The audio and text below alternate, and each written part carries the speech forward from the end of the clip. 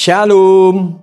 Kita bertemu kembali melalui renungan harian HKBP Resort Sutoyo hari ini, Jumat 31 Mei 2024. Kita berdoa.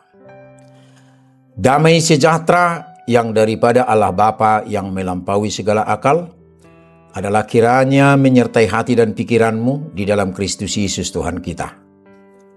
Amin. Firman Tuhan menyapa kita hari ini, yaitu tertulis dalam kitab Nabi Hagai pasal 2 ayat 8 yang berbunyi, Aku akan menggoncangkan segala bangsa, sehingga barang yang indah-indah kepunyaan segala bangsa datang mengalir. Maka aku akan memenuhi rumah ini dengan kemegahan. Firman Tuhan semesta alam. Dalam bahasa Batak dituliskan Hagai 2 ayat 7. Huturok kuma dohot saluhut akabang soparbigu. Jadi Roma hasudungan ni rohani saluhut akka bang soparbigu.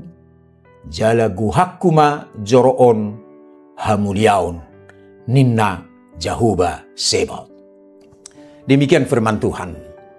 Saudara yang terkasih dalam nama Tuhan Yesus Kristus, sekembalinya bangsa Yehuda dari pembuangan Babel, mereka harus menata ulang segala yang menyangkut kehidupan mereka.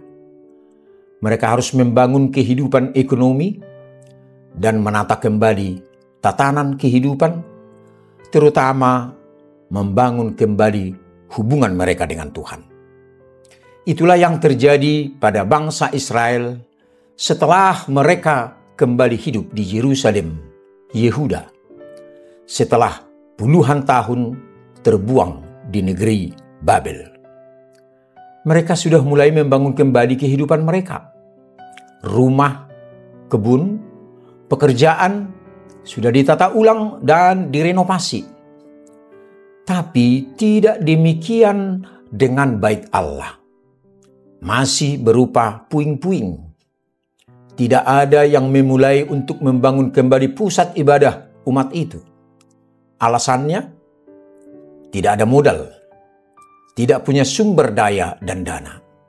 Pesimis.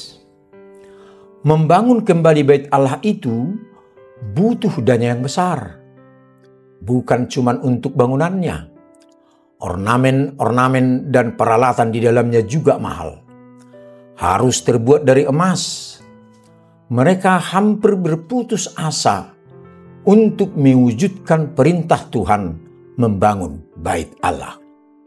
Firman Tuhan hari ini adalah bagian dari perkataan Allah melalui Nabi Hagai kepada bangsa Israel agar tidak pesimis apalagi takut untuk membangun kembali bait Allah.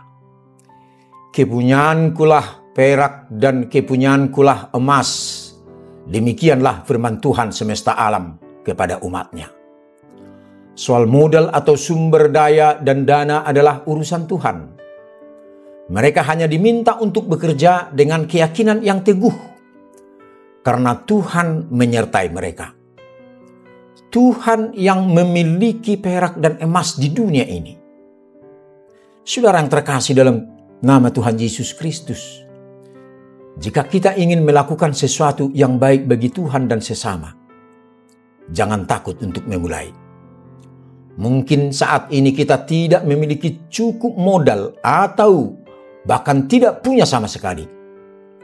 Namun firman Tuhan menegaskan bahwa Tuhan yang mengiringi kita adalah Tuhan yang memiliki emas dan perak, dan bahkan segala sesuatu di dunia ini.